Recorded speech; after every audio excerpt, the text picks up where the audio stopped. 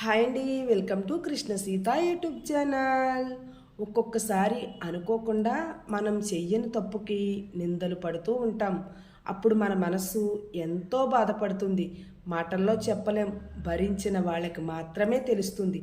ఏదైనా కరెక్ట్గా ఉన్నవాళ్ళు ఉన్నది ఉన్నట్లుగా మాట్లాడేవాళ్ళు ఎవ్వరికైనా చెడ్డవాళ్ళులాగే కనిపిస్తారు. మాటలతో మాయ చేసేవాళ్ళు మంచి మాటలతో ముంచేస్తారు. తప్పు చెయ్యని వాళ్ళు మాట పడడానికి ఒప్పుకోరు.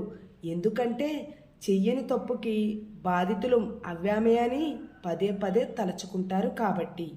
తప్పు చేసి అబద్ధాలు ఆడి మనుషులను నమ్మించినా చూసే ఆ పైవాడు అదేనండి భగవంతుడనేవాడు ఒకడు ఉంటాడు కదా, ఆయన చేతుల్లోంచి తప్పించుకోవడం ఎవ్వరి తరం కాదు.